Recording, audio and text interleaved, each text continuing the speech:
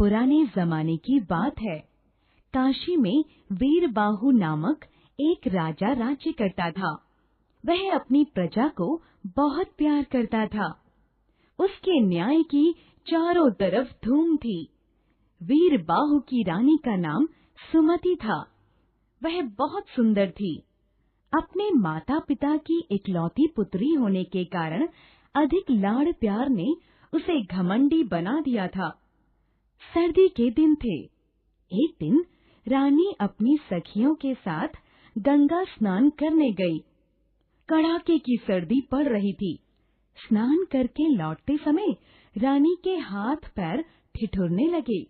उसने इधर उधर देखा तो एक छोटी सी झोपड़ी दिखाई दी। रानी ने अपनी सखियों से कहा, आओ इस झोपड़ी को जलाकर तापें।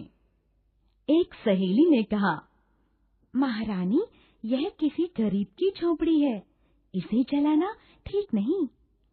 रानी ने कहा, 4 तिनकों की झोपड़ी है, जल जाएगी तो क्या, नई बनवा देंगे।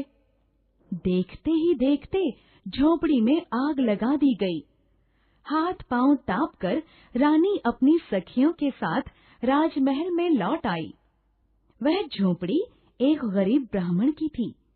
जब उस गरीब को पता चला कि रानी ने तापने के लिए उसकी झोपड़ी जला डाली है, तो वह बहुत दुखी हुआ और फरियाद लेकर राजा वीरबाहु के पास पहुंचा।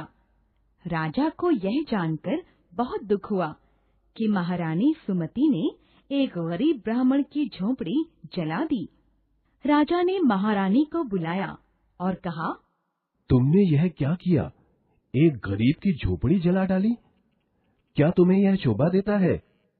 रानी सुमति ने तुनक कर जवाब दिया, 4 तिनकों की झोपड़ी के लिए इतना तूफान?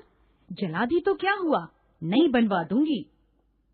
राजा ने शांत स्वर में कहा, रानी, यह मत भूलो कि तुम राजा वीरबाहु की पत्नी हो। तुमने गरीब का घर जलाकर उसे अनाथ बना दिया है। तुम्हें इस गलती का दंड भोगना ही पड़ेगा, तभी उस गरीब के साथ न्याय होगा। तुम्हें उसकी झोपड़ी फिर से बनानी होगी, और वह भी अपनी मेहनत से। जब तक तुम अपनी मेहनत से वह झोपड़ी नहीं बना दोगी, तब तक तुम इस महल में नहीं रह सकती। रानी का सारा घमंड चूर चूर हो गया। अब वह अपनी भूल पर पछताने लगी। उसे समझ में नहीं आ रहा था कि क्या करे।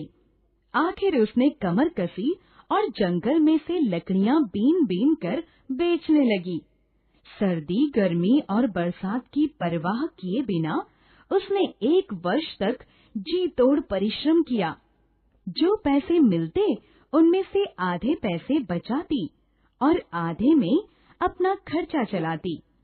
बचे पैसों से उसने झोपड़ी तैयार करवा दी। अब उसे समझ में आया कि गरीबी क्या होती है और 4 तिनकों की झोपड़ी बनाना गरीब के लिए कितना कठिन होता है। उसने गरीब ब्राह्मण से क्षमा मांगी। अब रानी का मन सरल हो गया था। महाराज वीरबाहु महारानी के परिश्रम और पश्चाताप को देखकर प्रसन्न हुए और महारानी को आदर सहित महल में ले आए। हेलो दोस्तों, कैसे हैं आप सब? हमारी कहानियाँ देखने के लिए हमारे चैनल को सब्सक्राइब कीजिए और हाँ, बेल आइकॉन पर क्लिक करना मत भूलिएगा।